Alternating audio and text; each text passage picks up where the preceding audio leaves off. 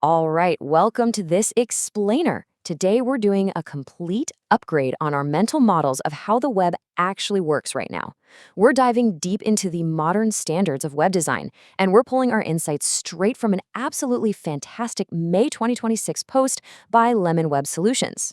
Now, if you're still thinking that building a responsive website just means making sure your layout shrinks down to fit on a smartphone, well, you are definitely in the right place because the rules of the game have completely changed. So let's be totally honest for a second. Is your version of responsive web design stuck in 2010? Think back to when Ethan Marcotte first dropped the whole concept of responsive design. The core principles back then were all about fluid grids, flexible images, and media queries. The whole goal was literally just to squeeze a desktop site onto a phone without the layout totally breaking. And hey, while those foundations are absolutely still vital, if that's where your strategy stops today, your design mindset is kind of stuck 2 decades in the past. Here's our quick roadmap to get up to that 2026 standard. We're going to start with context over screen size, then we'll open up the modern toolkit, look closely at human interaction, dive into performance and real-world testing, and finally, we'll wrap up with the flexible web future. Let's get into it. Section 1. Context over screen size. This is a massive mindset shift. The scale of the shift is just huge. The old 2010 method entirely focused on shrinking a layout for a phone. But fast forward to 2026, and a modern website isn't just dealing with a phone and a standard desktop monitor anymore. We're talking about adapting naturally across a literally endless variety of screens. You've got foldable phones, compact laptops, massive ultra-wide desktop displays, you name it, and users are constantly jumping between these devices. The experience simply cannot feel like 5 separate websites clumsily stitched together. It's no longer just a visual layout issue. It's about performance, usability, and accessibility all working together as one cohesive unit. So as the source material points out, a better mindset is context first. Now, mobile first is still a really strong starting point, right? It forces discipline because you actually have to decide what content earns its place on a tiny screen. But mobile first is no longer enough. Context first means understanding what the user is actually trying to accomplish in that exact moment. Think about it. A person on a phone checking a flight time or bank balance usually wants speed and clarity. They're probably on the go. On the flip side, someone browsing on a giant desktop screen might be doing deep research, comparing options side by side. You aren't just fitting an interface to a screen anymore. You are fitting the experience to the human's current situation. All right, Section 2, the modern responsive toolkit. Let's look at the tools actually making this possible in 2026. For years, responsive design relied heavily on viewport-based media queries, meaning the layout changed based on the overall width of the browser window. Well, container queries are a massive game changer. They completely free developers from those rigid page-level restrictions by letting reusable components react dynamically to their immediate surrounding space. Imagine a product card. If you drop that card into a narrow sidebar, it should stack vertically. Take that exact same card, drop it into a wide homepage feature area, and it should stretch horizontally. With container queries, the component is smart enough to adapt based on its own specific container, completely ignoring what the main browser window is doing. It's component-level thinking, and it's incredibly flexible. Which brings us to the clamp function. You know when you resize a browser window and you watch the text or the spacing just sort of awkwardly snap from small to suddenly huge? Yeah, that happens when developers use rigid breakpoints for typography. The clamp function completely solves this. It allows your typography and spacing to scale smoothly, gradually, between a minimum and a maximum size. So your headers stay perfectly readable on a small phone, and they just grow naturally as the screen widens. It creates this really seamless, polished visual rhythm. No more sudden, awkward jumps. Next up, CSS Grid. Now, don't get me wrong, Flexbox is still fantastic for one-dimensional things, like a simple row of buttons.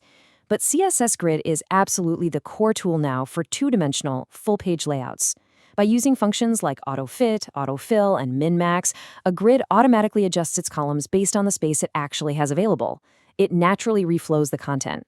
This completely replaces that outdated habit of trying to force your design into arbitrary, fixed breakpoints like 768 or 1024 pixels. With Grid, the content and the space dictate the layout completely naturally. So, what's the magic bullet here? Well, there isn't one single tool that does it all. The absolute best approach in 2026 uses all of these layered together. You use media queries for those major page-level shifts, like moving a whole sidebar. You use container queries so your components adapt intelligently to their surroundings. You apply the clamp function for that beautiful, fluid typography. You use CSS Grid to structure the overall page layout. And you use Flexbox for those simple, single-direction content flows.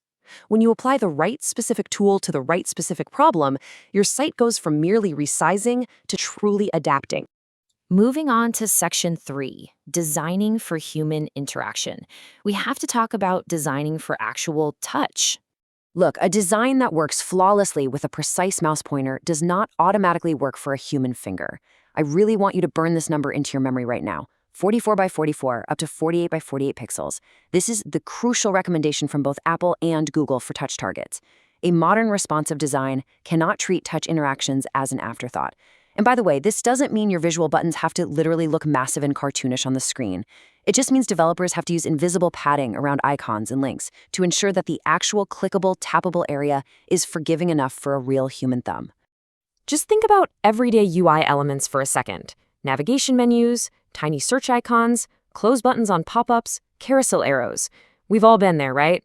Have you ever tried to close an ad on your phone and ended up accidentally clicking the ad because the little X was way too small? It is beyond frustrating. In 2026, if these crucial touch elements aren't generously padded for real hands, users will constantly tap the wrong thing and eventually just give up and leave. Good interaction design is a totally non-negotiable pillar of responsive design. Section 4, performance and real testing. Let's talk about what happens in the real world. This is honestly the hidden side of responsive design. A beautifully adapting layout is completely useless if it takes 10 seconds to load. A truly responsive site has to feel fast and stable, especially on slower, real-world mobile networks. So here are 3 essential steps to make sure that happens. Step 1. Never, ever send a massive desktop-sized image to a tiny mobile screen. Use the source set and sizes attributes so the browser only downloads the image size it actually needs. Step 2. Use the fetch priority attribute on your main above-the-fold content. That tells the browser to load the most critical visual elements right away. And step 3, always set explicit image dimensions in your code. This stops the page from awkwardly jumping around while images load, which causes that terrible user experience we know as layout shift. Now, developers absolutely love their browser dev tools. And yes, they are great for quickly simulating screen sizes and catching really obvious visual errors. But honestly, dev tools are kind of lying to you about performance. You absolutely have to test your work on real, physical devices, specifically mid-range Android phones. Testing on a real device is literally the only way you're going to catch things like sticky headers eating up too much screen real estate, or sluggish animations that choke on weaker hardware, or the actual physical feeling of your touch targets under real-world network conditions. A site that only works perfectly in a browser simulator is only theoretically responsive. Section 5. The flexible web future. It's about adapting to people. Modern responsive design isn't just about pixel dimensions anymore. It's about building entirely flexible, inclusive systems.